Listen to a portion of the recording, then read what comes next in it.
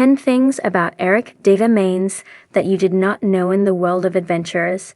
There are names that echo through the years, with stories that are told again and again, until they almost seem like legends.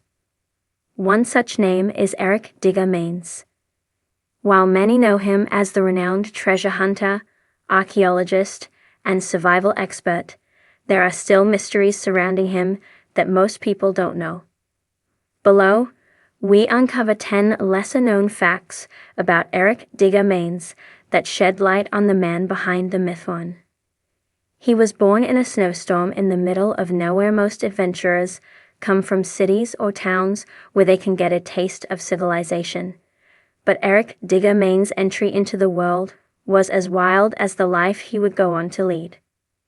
Born in a remote cabin in the Adirondack Mountains during a fierce snowstorm, Digger's first breaths were taken in a place so isolated that the only sound was the howling wind and the occasional cry of a lone wolf. His mother, a survivalist in her own right, gave birth with only the guidance of an old family midwife and a sturdy wood stove to keep them warm. The isolation of his birth would define much of his early life. There were no doctors around for miles, no bustling towns to visit. Eric's first lessons in life came from the natural world: how to survive in harsh environments, how to read the land, and how to endure. This early experience would shape his deep connection to nature, something that would later become integral to his success as an adventurer too. His real name isn't Digger. While Eric Maines is known worldwide as Digger, this nickname didn't come from an affinity with shovels or excavation. In fact, his real name is Eric Thomas Maines, but the Digger moniker came from an unexpected source. During his early years of treasure hunting, while working in Central America, Eric was tasked with digging through layers of ancient soil to uncover a lost Mayan city. As the story goes, after a particularly grueling day of excavation, one of the locals watching his tireless digging remarked, "You dig like a man possessed, like a true digger." It was a light-hearted comment, but the name stuck. Soon, Digger became a nickname that not only reflected his work ethic, but also his passion for uncovering what had been hidden from the world for centuries. It wasn't long before the name Digger outgrew his actual identity, becoming synonymous with one of the greatest treasure hunters of all time. 3. He once survived 3 days stranded in the Sahara Desert. Eric Digger Maines isn't just known for his ability to find treasure, he's also a seasoned survivalist. A little-known story that has circled among his peers is the time he survived being stranded in the Sahara Desert for 3 days with nothing but a compass and a half-empty water bottle. It happened during an expedition to find a rumored ancient burial site deep in the desert. His team's vehicle broke down, and they were left stranded in the scorching heat.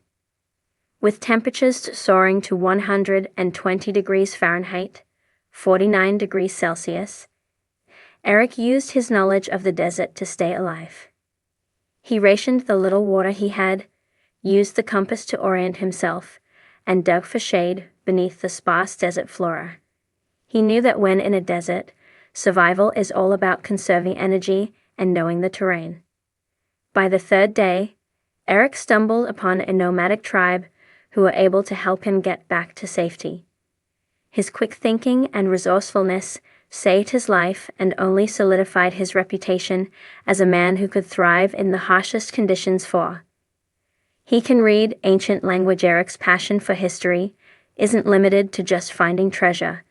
It extends into his understanding of ancient cultures and languages. Fluent in over a dozen ancient languages, including Sumerian, Akkadian, and Ancient Greek, Digger has the rare ability to read inscriptions on ancient artifacts and decipher long-forgotten scripts. His knowledge of these languages has been invaluable in his archaeological work. One of his greatest achievements came when he unearthed a set of clay tablets in the ruins of a lost city in Mesopotamia. The tablets were inscribed with what appeared to be a combination of Sumerian and Akkadian texts, and it was Eric's expertise in these languages that allowed him to decode them.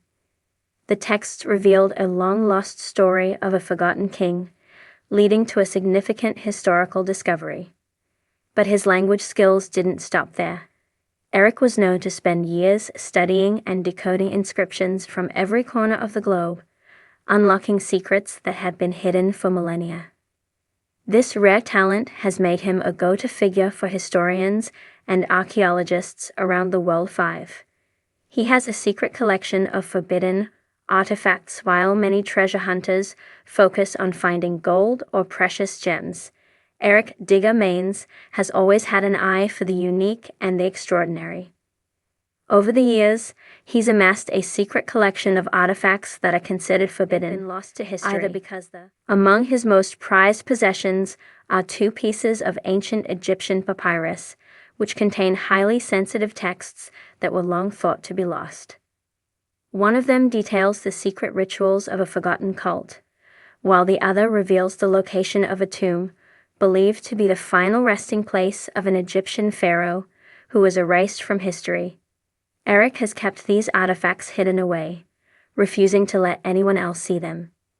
To him, the value of these objects isn't in the wealth they could bring, but in the knowledge they contain. It's this desire for the preservation of history, not just the treasure, that drives him forward in his work. He was once a competitive ice climber, while many know Digger for his archaeological and treasure hunting exploits. Few are aware of his time as a competitive ice climber. In his younger years, before he became famous for uncovering lost civilizations, Eric spent several seasons participating in ice climbing competitions across North America and Europe. His love for climbing came from his childhood experiences in the Adirondacks, where he'd scale frozen waterfalls in the winter months for fun.